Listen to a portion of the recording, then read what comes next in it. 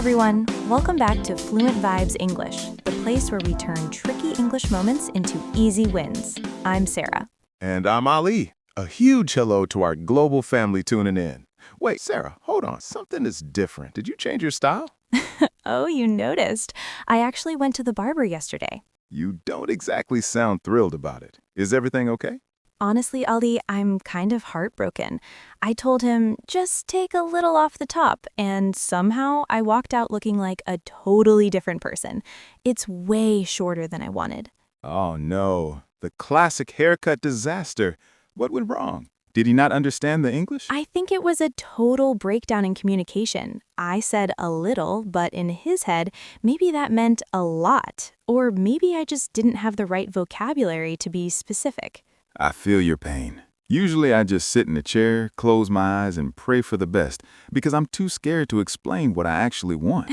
Ali, you can't just pray. You need the right tools, the right words, and that is exactly why we are recording this today. Exactly. Today is all about English at the Salon and Barber Shop. We're giving you the essential phrases so you can avoid a Sarah situation. Hey, don't use my name as a synonym for a bad haircut. But really, this is so practical. We all need haircuts, and if you can't express yourself, you might leave the shop feeling very frustrated. So true. I've been there too, trust me. Let's learn from our awkward moments today. Sarah, let's start with the basics for our listeners. What is the real difference between a salon and a barber shop? That's a great starting point. Usually, a barber shop is a bit more traditional. It's mostly where men go for quick, classic cuts, beard trims, or a straight razor shave. Now, a salon or a hair salon is a bit more all access. It's for everyone, and they usually offer a much wider range of services. Like the fancy stuff? Right, like coloring, deep conditioning treatments, or a professional blow dry. So if I want something fast and simple, I look for a barber. But if I want a transformation, I head to a salon. Generally, yes, though nowadays many modern barbershops do amazing styling, and salons do plenty of men's cuts. The line is getting blurry, but the words are still important. If you say, I'm going to the barber, people expect a classic look. If you say, I have a salon appointment, it sounds a bit more involved. And the people working there are different names for them too, right? Yes, in a barbershop, the person is a barber. In a salon, they are usually called a hairstylist or just a stylist. My stylist is a genius, or I'm looking for a new barber. I like it. By the way, listeners, where do you usually go? Are you a salon person or a barbershop regular? Drop a comment and let us know. Okay, step 1, getting your foot in the door. You need an appointment. That just means a scheduled time. You can call and say, hi, I'd like to book an appointment for a haircut, please. It's very straightforward. They'll ask when you're free, and you can ask, do you have any availability this week? Availability. That's a fancy-sounding word for a free time. Do you have any availability on Friday afternoon? But Sarah, what if I hate talking on the phone? My heart beats so fast when I have to call in English. I totally get that. The good news is that most places now have online booking.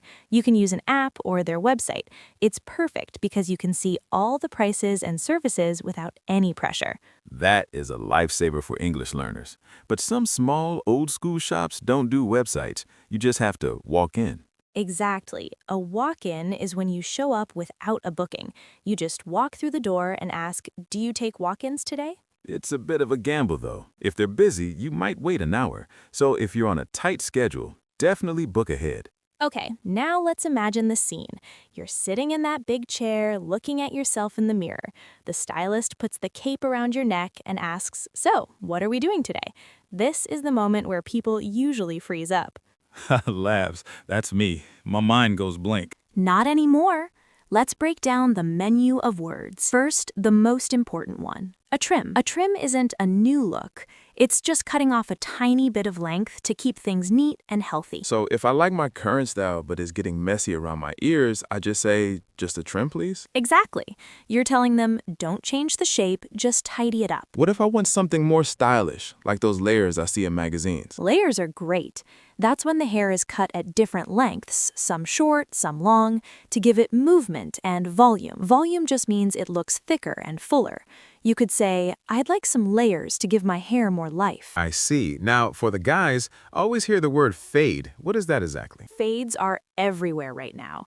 A fade is when the hair is longer on top and then gradually gets shorter and shorter as it goes down toward your neck. It literally fades into the skin. I tried to ask for that last month, and I think I just pointed at my head and made buzzing noises. Now I can say, I'd like a mid-fade on the sides, please. Much more professional. And if you want to go super short, like military style, that's a buzz cut. That's when they use the electric clippers to cut everything the same short length. Clippers, those are the machines that go bzzz, right? Exactly. Hence the name buzz cut. I did a buzz cut once in college. Let's just say my head is a weird shape. I won't do that again. We live and learn, Allie. Now, what about the hair that hangs over your forehead? In the US, we call those bangs. Right, and my friends in London call it a fringe. Exactly. I'd like to trim my bangs, or can you cut me a fringe? It's the same thing, just a regional difference. Okay, quick emotional recap here. We've talked about booking, types of shops, and the basic styles. I'm already feeling more confident. I wish I knew these words before my last buzz cut disaster. It's all about having the right vocabulary in your pocket. Another great one is a touch-up. This isn't a full haircut, it's just a quick fix, like if your hair color is growing out and you can see your roots. Roots? Like a tree? Sort of. Roots are the part of your hair closest to your scalp. If you dye your hair blonde, but you're naturally brunette, you'll see dark roots after a few weeks. You go to the salon for a root touch-up. Ah, that makes sense. Now here's my pro tip for everyone. Use a photo. Yes, I always say a picture is worth 1,000 words. If your English fails you, just show your phone and say, I'd like something like this. It removes all the guesswork. It's the universal language of hair. So once the cutting starts, the stylist might ask, how much should I take off? How do we answer that? You can be specific, about an inch or 2 centimeters, or use your fingers to show the distance. Just say, about this much, please. And at the end, they always ask about a blow dry. Right. That's using the machine to dry and style your hair. It makes it look perfect, but it often costs extra. If you're in a hurry, you can say, no thanks, I'll let it air dry, which means letting it dry naturally. Now, the moment of truth. They hold up the mirror behind your head and ask, how does that look? If you love it, be enthusiastic. It looks fantastic, thank you. But if it's wrong, don't do what Allie does and just smile while crying inside. Hey, it's hard to be honest. You can be polite but firm. Use this phrase. This isn't quite what I had in mind. It's very soft and professional.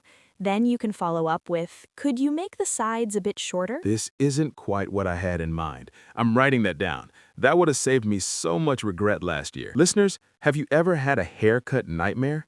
Tell us your story in the comments. We want to laugh and cry with you. Okay, the cut is finished. Time to pay. Ask, how much do I owe you? Or how much is that? And if you aren't carrying cash, ask, do you accept cards? And don't forget tipping. In the US, it's standard to give about 15 to 20% extra, but in many other countries, it's not expected at all. Always check the local culture before you go. Great point. Oh, and one last health word for your hair, split ends. That's when the bottom of your hair gets dry and splits apart. You can ask the stylist to trim the split ends to make your hair look shiny and healthy again. Wow, we covered a lot. Let's do a lightning-fast review for our listeners. Trim, a small cut to tidy up. Layers, different lengths for volume. Fade, hair that gets shorter toward the neck. Buzz cut, very short all over with clippers. Bangs, fringe, hair over the forehead.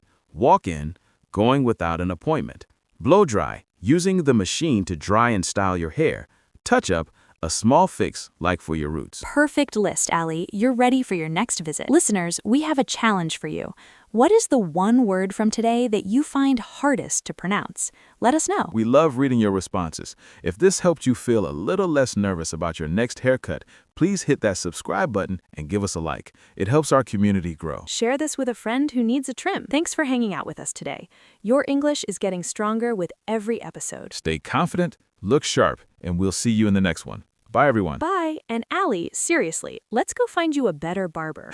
Lead the way.